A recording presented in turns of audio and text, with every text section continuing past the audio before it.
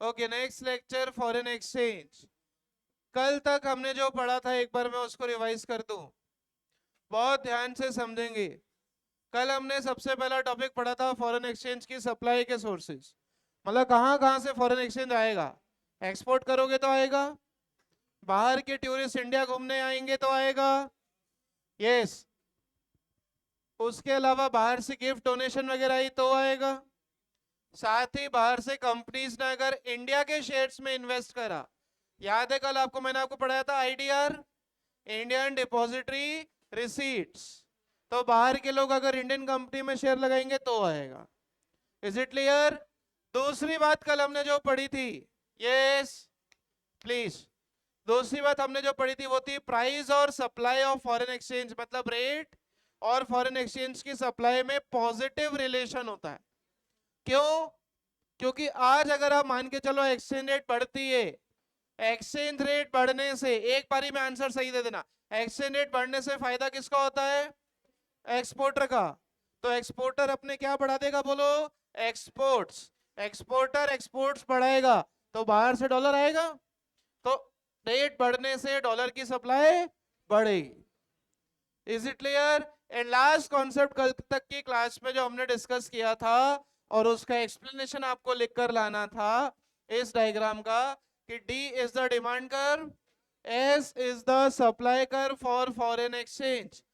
Now the point where demand is equal to supply, that is at point E, is the equilibrium rate। लिखा इतना आपने? सबने लिखा? Clear? अब हम 11th क्लास के ही कुछ कॉन्सेप्ट्स जो कि हमने बात की थी, 11th में भी बात की थी, 12th में वापस से बात इसलिए कर रहा हूं क्योंकि कई लोग 11th से डायरेक्ट 12th में हमारे पास आए तो उनको पता पड़े, राइट। और जो हमारे महान स्टूडेंट भूल चुके हैं वो चार डायग्राम कैसे बनते हैं उनको भी समझ में आ जाए, ताकि वो हमें ऐसा ना बोले हमें तो 12th में पढ़ाया ही नहीं आपने। Okay, demand constant, supply changes, and supply constant, demand changes. Same diagrams 11th में पढ़ाए थे। मैंने आपको कहा था अगर डिमांड को कांस्टेंट रखोगे तब कौन सा लॉ काम करेगा, और अगर सप्लाई को कांस्टेंट रखोगे, डिमांड चेंज होगी, तब कौन सा लॉ काम करेगा। लॉ यहाँ पर बात हो रही है कोई कानून की नहीं, जो आपने 11th क्लास में पढ़ा, लॉ ऑफ डिमांड और लॉ ऑफ सप्लाई। आज की क्लास वो उन चारों डायग्राम को रिवाइज करने वाली क्लास है। ओके, तो आइए आप लोग हेडिंग लगाएं पहले इस टॉपिक की, लिखिए changes in demand, supply remaining constant. Changes in demand, वैसे जिनको आता है उनके लिए बहुत इजी टॉपिक है आज का, पूरा टॉपिक आपने 11th में पढ़ा था। लिखना है, डायग्राम बनाने, सब कुछ करना है, नहीं हेडिंग है, नहीं हेडिंग। चेंजेस इन, इस टॉपिक को मैं बोलूंगा आप लोग साथ के साथ लिखते जाओ क्योंकि 11th में पढ़ा है, कुछ नया है नहीं। लेकिन आज जब मैं डायग्राम बनाऊंगा तब साथ में मत बनाना, टाइम दूंगा। Changes in, changes in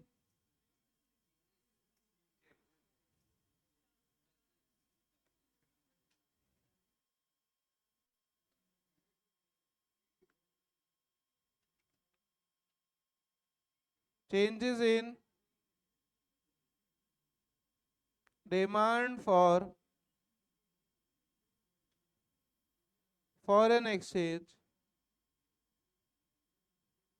changes in, बातें नहीं प्लीज पीछे, changes in demand for foreign exchange,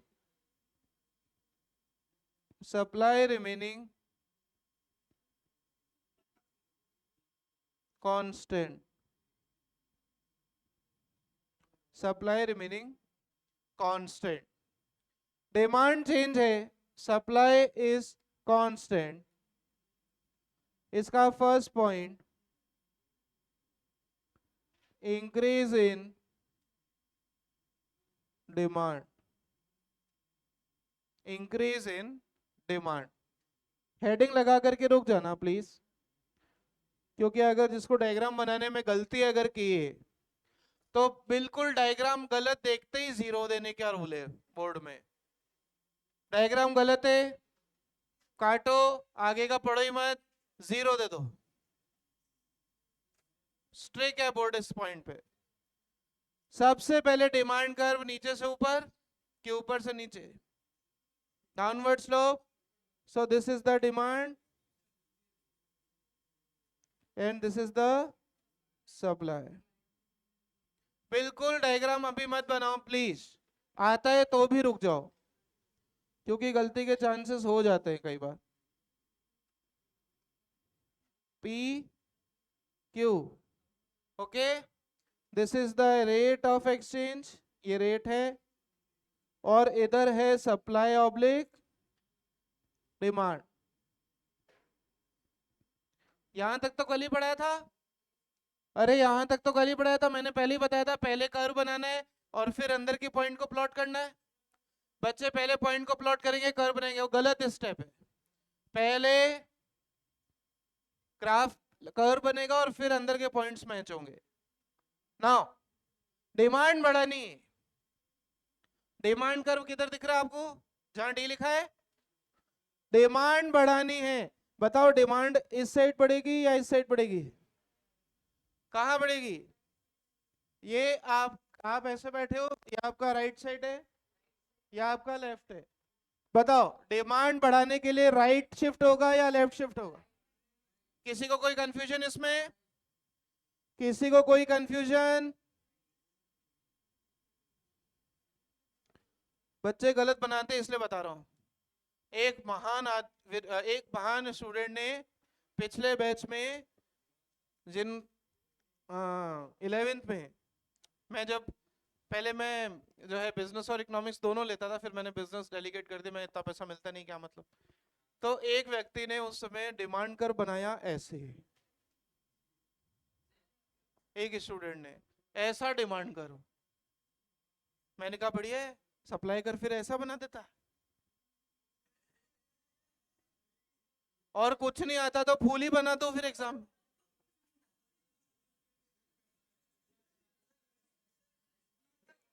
yes, demand increase. अभी अभी सब आपने ही बोला है, राइट शिफ्ट होगा। ओके, प्लीज मत बनाओ अभी डायग्राम, आपको आपके बॉयफ्रेंड की कसम। चलो, डिमांड बढ़ी, इधर देखो, सप्लाई सेम रखनी है। डिमांड बढ़ी, डिमांड को बोलेंगे D1, क्या बोलेंगे? D1। अब नया पॉइंट, नया पॉइंट जहां पर दोनों इंटरसेक्ट कर रहे हैं, सप्लाई और डिमांड, वो कौन सा पॉइंट है सर? ये वाला? अरे हाँ या ना? और इसका कोरस्पॉन्डिंग नीचे क्वांटिटी कौन सी होगी? ये वाली। तो बोलो प्राइस भी बढ़ गया, P से हुआ P1, और क्वांटिटी भी बढ़ गई, Q से हुई Q1। इसको अब एग्जांपल से अगर मैं समझाऊं, मान लो एक दुकान है जहां पर आईफोन बिकता है, क्या बिकता है? और उस आईफोन वाले के पास 10 आईफोन है। कितना आईफोन है? 10। और एकदम से 12 लोग खरीदने आ गए, डिमांड बढ़ी, 10 से 12 डिमांड बढ़ी। तो अगर वो किन 12 ही है, कस्टमर 12 है लेकिन आईफोन 10 है, तो वो क्या बोलेगा? वो 10 लोग ले जाओ जो ज्यादा पैसे दे। ज्यादा पैसे दे मतलब प्राइस बढ़ा। प्राइस क्यों बढ़ा? क्योंकि डिमांड बढ़ी। कोई डाउट? समझ में आया? पहले डायग्राम बनाओ, 2 मिनट दे रहा हूं डायग्राम बनाने के, फिर इसका एक्सप्लेनेशन मैं खुद लिखवा रहा हूं आपको। ओके, फटाफट से डायग्राम बना लीजिए। सर सप्लाई को चेंज क्यों नहीं करा? ऊपर हेडिंग क्या लिखी है? Supply remaining constant. Okay Nandini, पीछे वाली साहू, बताओ सप्लाई को चेंज क्यों नहीं करा? क्योंकि सप्लाई क्या है? कांस्टेंट है, इसलिए सप्लाई चेंज नहीं होगी। अच्छा सर मुझे बताओ, प्राइस बढ़ा, क्वांटिटी डिमांड भी बढ़ गई, कौन सा लॉ काम कर रहा है? सप्लाई वाला लॉ काम कर रहा है। कौन सा लॉ काम कर रहा है? सप्लाई वाला। तो अगर डिमांड चेंज करोगे तो सप्लाई का लॉ काम करेगा, और सप्लाई चेंज करोगे तो कौन सा लॉ काम करेगा? डिमांड का, ये ध्यान रखना। फटाफट से डायग्राम बनाओ, फिर मैं इसका एक्सप्लेनेशन लिखवाता हूं आपको जल्दी, fast. Mind is attentive, very good. Equilibrium, equilibrium point नहीं करे हमने प्लॉट, दिस वाज ई, इसको E and this is E1, E and E1 equilibrium. पुराना इक्विलिब्रियम ये था और नया इक्विलिब्रियम ऊपर, दैट मींस इक्विलिब्रियम भी चेंज हुआ। Is it clear everybody?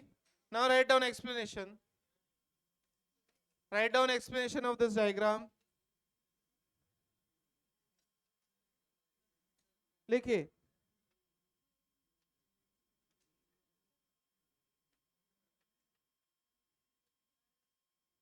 लिखिए, let D be the explanation, let D be the original, कौन सा कर्व? Demand curve.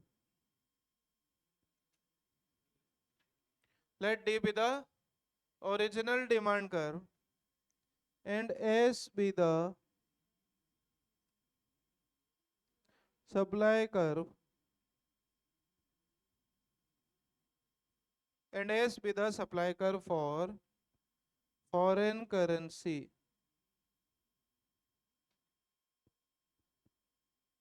डॉलर मान लो, इधर भी डॉलर लिख देना, and S be the supply curve for foreign currency dollar, comma point E is the original point of,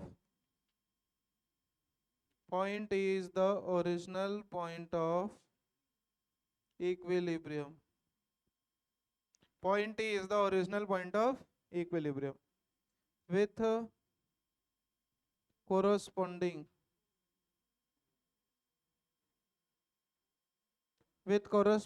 rate, rate या price एक ही होता है, with corresponding rate P and Q। is it clear? supply remaining constant, supply को जब हमने constant रखा, supply remaining constant, if demand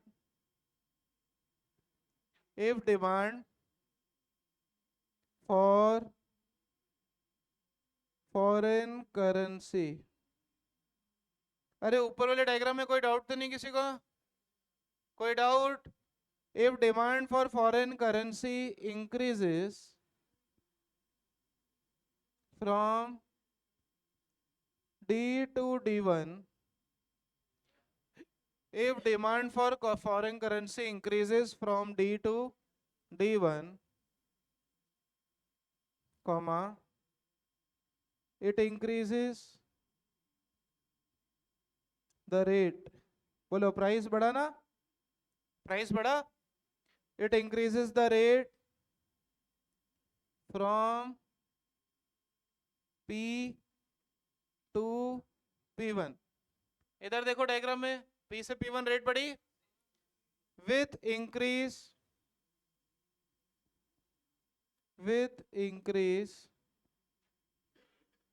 अच्छा इधर ये जो क्वांटिटी बढ़ी, ये क्वांटिटी डिमांडेड बढ़ी या क्वांटिटी सप्लाइड बढ़ी?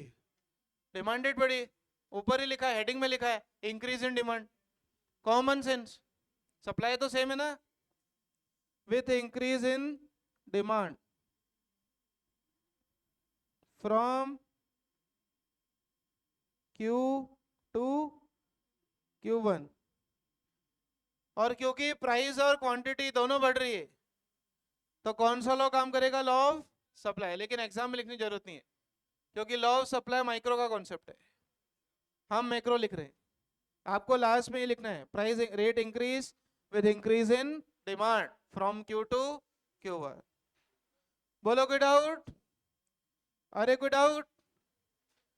समझ में आया? नई हेडिंग लगाएंगे, केस 2, इसी हेडिंग में case 2, if supply remaining constant. पहले डिमांड इंक्रीज, अभी डिमांड डिक्रीजेस, डिमांड डिक्रीज। मैं सिर्फ इसका डायग्राम बनवाऊंगा आपको, बाकी काम आप खुद करोगे एक्सप्लेनेशन का। Rate, quantity,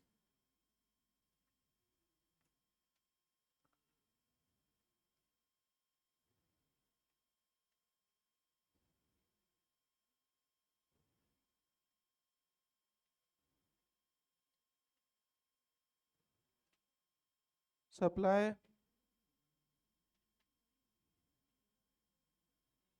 demand,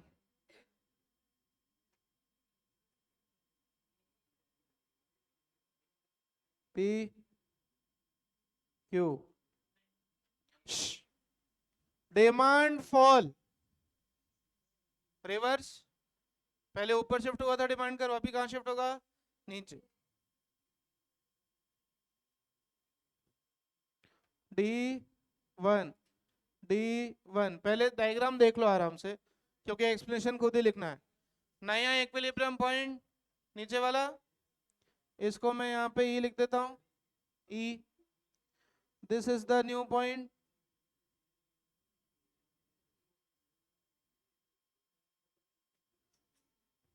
is it right? Price fall, quantity fall, price fall from P से P1 and quantity falls from Q से Q1। Is it clear? Price भी कम हुआ और डिमांड भी, डिमांड कम, प्राइस कम, क्वांटिटी सब कम हो गए। बोलो कोई डाउट? दोनों कम हो गए ना? प्राइस P से P1 और Q से Q1। 2 मिनट्स, 2 मिनट, डायग्राम को व्यू करो। एक्सप्लेनेशन ऊपर का रिवर्स लिखना है, जल्दी से फास्ट। तो लिखा है ना, एक पॉइंट हमने भूल गए हम लिखना, इक्विलिब्रियम के बारे में। Equilibrium also shift from E to E1। ये लाइन दोनों ऊपर के एक्सप्लेनेशन में कॉमन लाइन है, लास्ट में लिख लेना। जैसे पिछले वाले एक्सप्लेनेशन में आप यहां पर लिख सकते हो, अकॉर्डिंगली इक्विलिब्रियम, ये दोनों के लिए common, shifts from E to E1। accordingly equilibrium shift from E to E1। Good, Ishika तेने याद दिलाया ना वो, गुड। चलो यहां तक कोई डाउट? बोलो यहां तक कोई प्रॉब्लम? सबने एक्सप्लेनेशन लिख लिया? जल्दी लिखो। Then write down case number 3। अभी demand constant, supply change. If supply increases and demand, अगर सप्लाई इंक्रीज होती है and demand remaining constant, if supply increases and demand remaining constant, very easy। 2 minute रुक जाना प्लीज, कोई misconception हो तो सही रहेगा समझने में। D S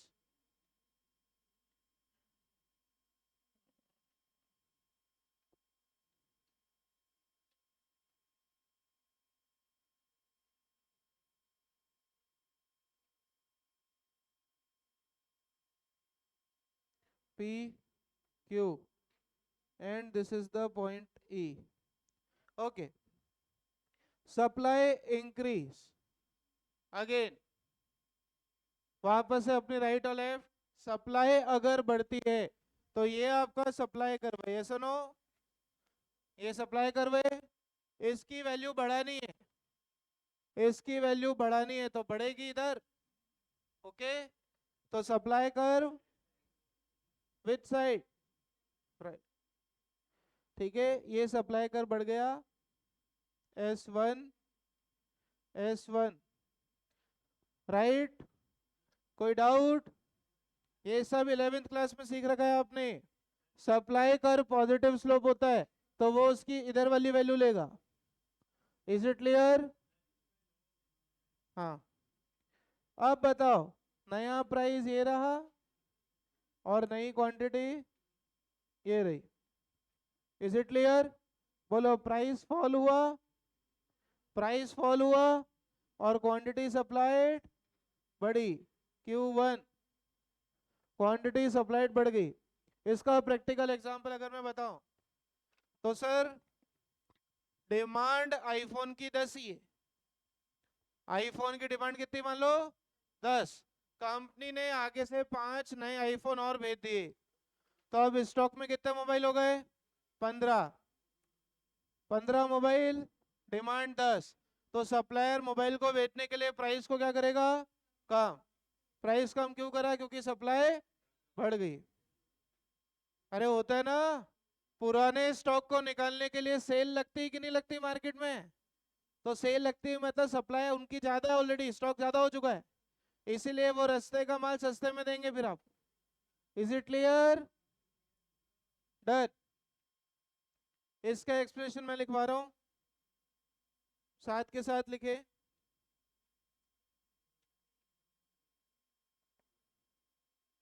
explanation, write down, let D be the demand curve, let D be the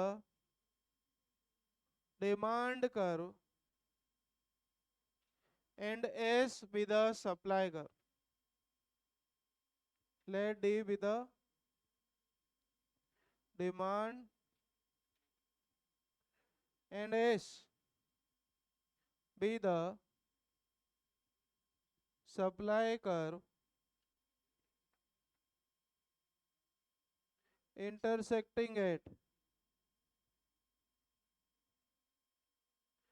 point E, original equilibrium point.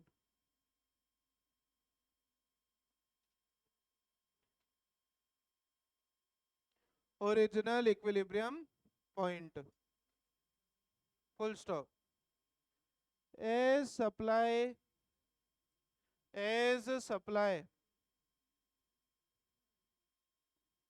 of dollar या foreign exchange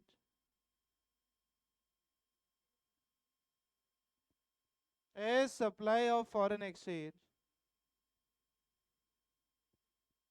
increases from S to S1, as supply increases from S to S1। बोलो diagram में कोई doubt? बोलो पीछे कोई doubt diagram में? as S increase, supply increase from S to S1। बोलो rate क्या हुई? ध्यान से देखो, गलत मत बोलो, इतना पढ़ाने के बाद भी गलत बोलोगे तो फिर जूते पड़ेंगे। प्राइस क्या हुआ? बोलो कम। The rate reduce from P to P1 with increase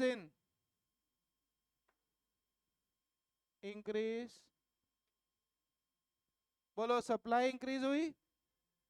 अरे हेडिंग देखो, सप्लाई इंक्रीज हुई ना, with increase in supply from Q to Q1। Is it clear? And shift in equilibrium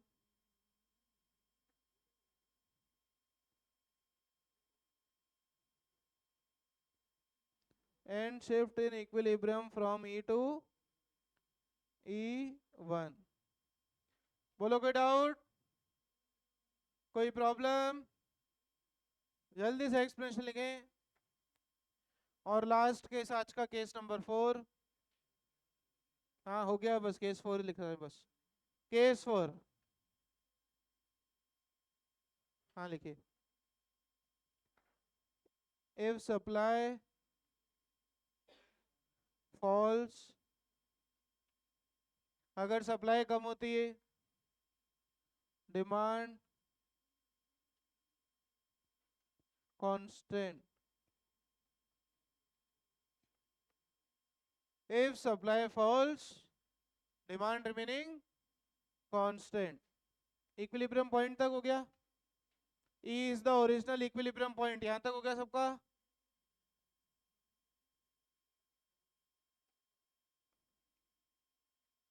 okay, reverse diagram everybody. Third case का reverse.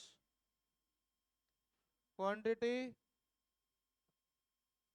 Rate, supply, demand, quantities for dollar, D is constant. Supply fall, supply की value कम करनी है, कम करनी है तो curve shift होगा इस तरीके से.